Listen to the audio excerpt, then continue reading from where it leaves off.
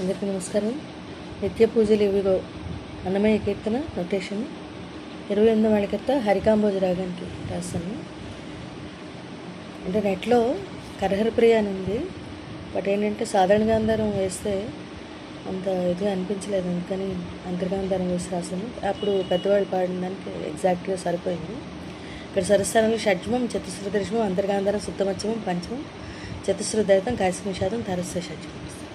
పల్లవి నిత్య పూజలివిగో దానిసారి సనిద నిప నేరిచీన నోహో దామగామ గసారి ప్రత్యక్షమైనట్టి గామాప పాపాప పరమాత్మునికి నిరప మగరి సనిద. ఇది పల్లవి.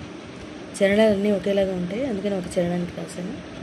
తనువే గుడియట గగసరి సరిరి సనిదనిప తలయే శిఖరమట దనిసరి గగమ మరి.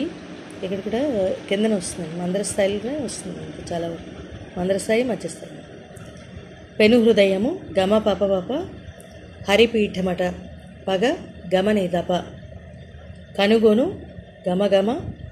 ఇక్కడ మధ్యమ నుంచి తారస్థ షడ్జమానికి జారుగం స్లైడింగ్ అంటే బాగుంటుంది. సని దద చూపులే ఘనదీపములట నిదపాపప తాపమగ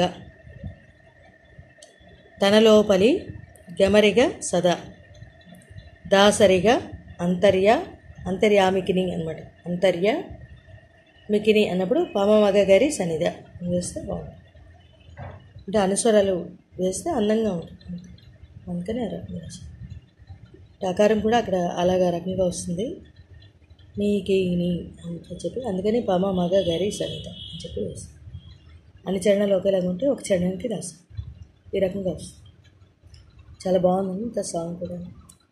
అది అంతర్గాంధారం వేస్తే అక్కడ మామూలుగా కరహరప్రియ అయితే సాధారణ గాంధారం వస్తుంది, అక్కడ అంతర్గాంధారం వేస్తే ఇంకా బాగుంది అనిపిస్తుంది. కరెక్ట్గా అంటే వాళ్ళు పాడిన దానికి కరెక్ట్గా ఉందనిపించింది, అందుకని అంతర్గాంధారం వాడాను అనమాట.